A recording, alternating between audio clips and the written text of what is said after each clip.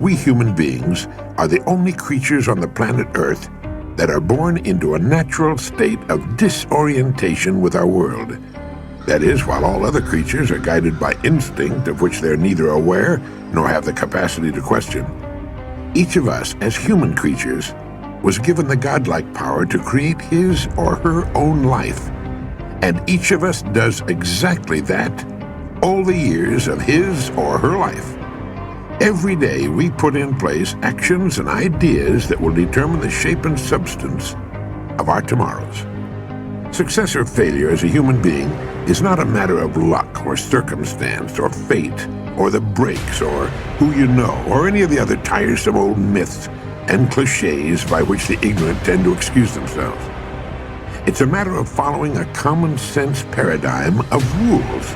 So let me tell you this. We said to have an extraordinary life, you got to have an extraordinary psychology, right? Extraordinary psychology means you got to live in an extraordinary state.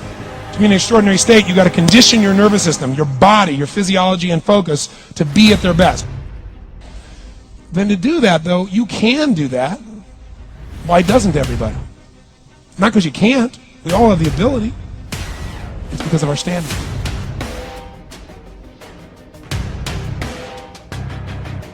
You and I are responsible for our lives. You and I produce causes all day long, every day of our lives. The environment can only return to us a corresponding effect.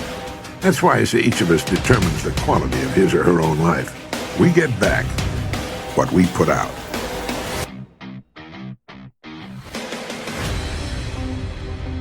We become what we think about. All of us are self-made, but only the successful will admit it. In order to be successful, you must be willing to do the things today others won't do in order to have the things tomorrow others won't have. Your mind is a machine. You must program yourself for success. There's more in you than you have been expressing. And I say to you, there's more in you right now than's represented in your bank account. There's more in you right now that's being reflected by your life right now. Your life is not a true reflection of your potential. You have greatness within you. You have the ability to do more than you can ever begin to imagine. That how people live their lives is a result of their state of mind. It has been said, you don't get in life what you want, you get in life what you are. That our surroundings will always reflect us. That our environment is a mirror, often a merciless mirror, of ourselves. As soon as a person begins to change, his or her surroundings will change. And it works like this. Great attitude, great results. Good attitude, good results. Fair or average attitude, fair or average results. Poor attitude, poor results.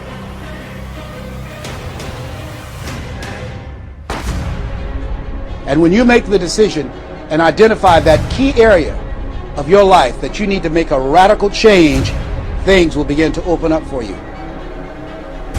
In order for us to begin to break into that level of greatness that we have within ourselves, you have to make a conscious choice every day to expose your mind to positive messages.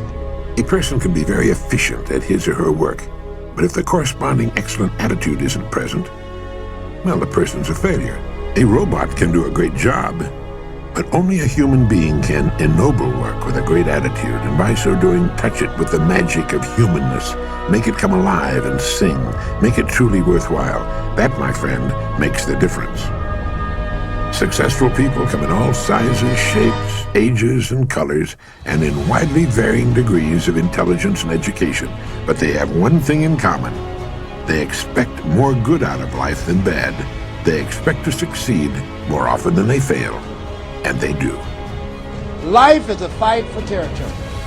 And once you stop fighting for what you want, what you don't want will automatically take over. The second part of it, you got to know, P, why you're doing it. Because you know what? You may get a big goal as soon as I want to make $1 billion. I want to bring peace to the earth. Why? Because as soon as you come up with a goal, all the obstacles show up. And unless you've got enough emotional drive to break through that, you're never going to discover what it really takes. But when you decide what's most important to you, your brain goes after it. Very often you're getting what you're asking for. You're just not aware of how general you're asking. Clarity is power. The more clear you are about exactly what it is you want, the more your brain knows how to get there. As to luck, forget it. Luck is what happens when preparedness meets opportunity. And opportunity is there all the time. Don't try to run away from your troubles. Overcome them. Prevail right where you are. What we're really after is not escape from our perplexities and frustrations, but a triumph over them. And one of the best ways to accomplish that is to get on course and stay there. Restate and reaffirm your goal, the thing you want most to do, the place in life you want most to reach.